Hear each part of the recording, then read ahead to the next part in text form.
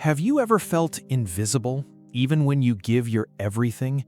Have you ever wondered why, despite all your effort, people notice only what you do for them, but never for yourself? This is the story of someone who learned the hardest lesson about value, self-respect, and the power of boundaries. In a bustling little town filled with narrow streets, colorful shops, and the scent of fresh bread every morning, lived a woman named Emma. She was the kind of person everyone knew, everyone needed.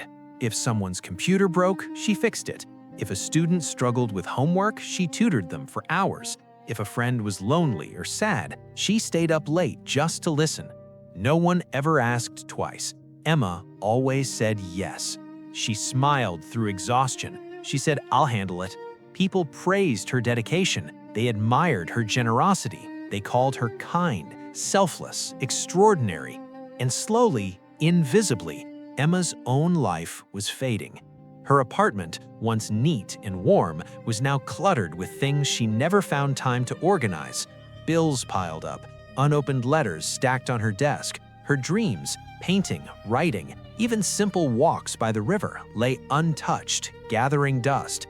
Emma never noticed because she was too busy noticing everyone else. Friends borrowed her time like it was theirs to take.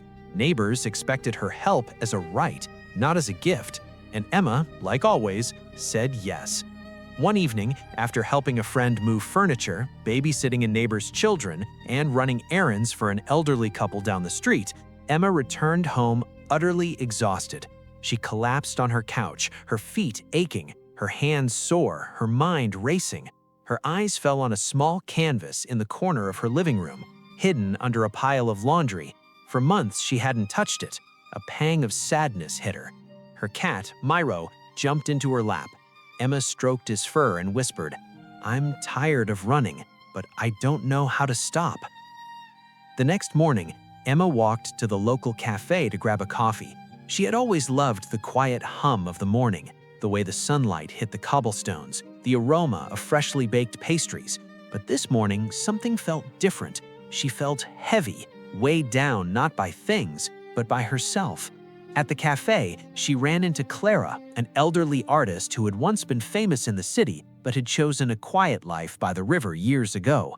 Clara always had a way of seeing the heart of a person. She smiled gently. "Emma," Clara said, "why do you look so sad?" Emma sighed, running a hand through her hair. "I help everyone. I give everything I have, and yet I feel invisible, exhausted, empty.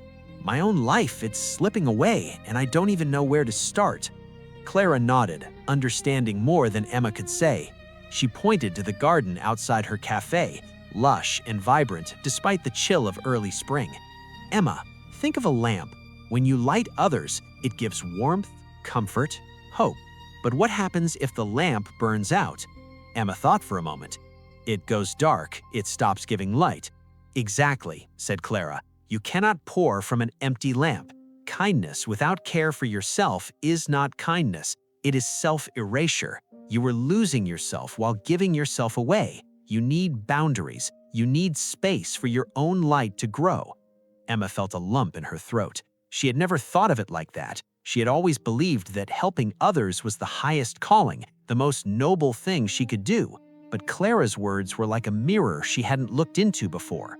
Clara continued, "I'm going to give you a challenge. For the next 7 days, do not help anyone immediately.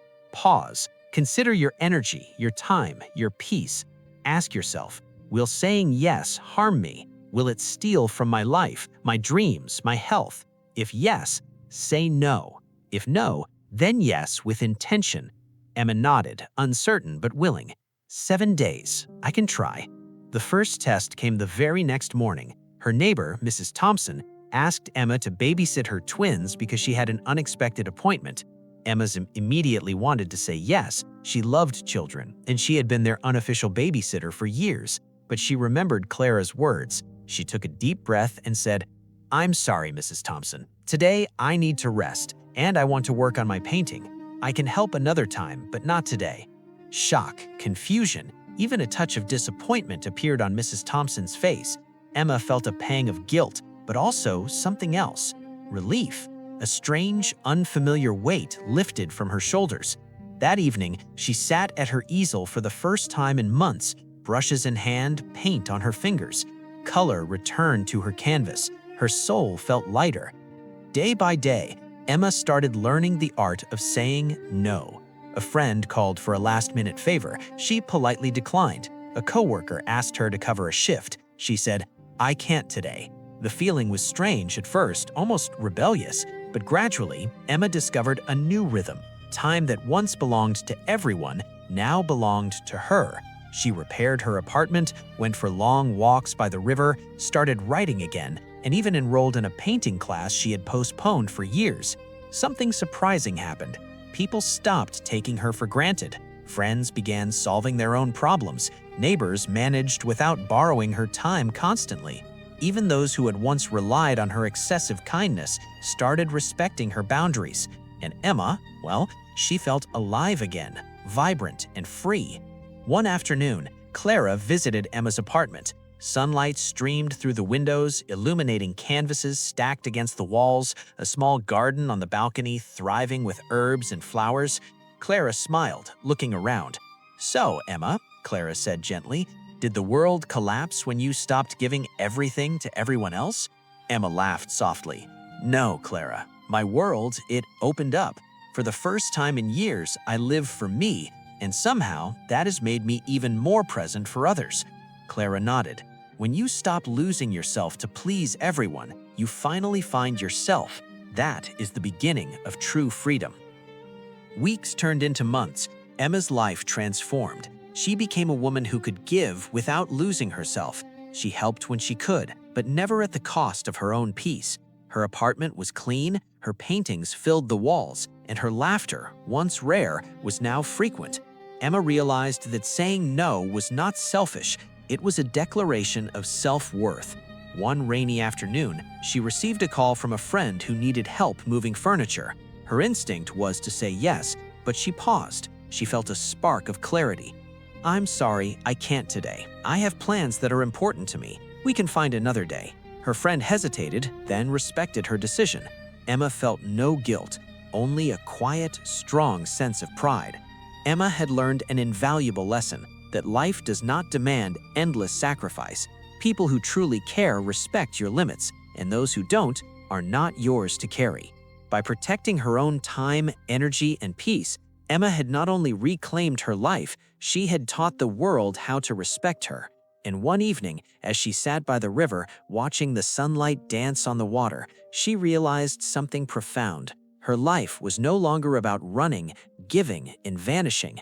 It was about presence, being present for herself first, and only then truly present for others.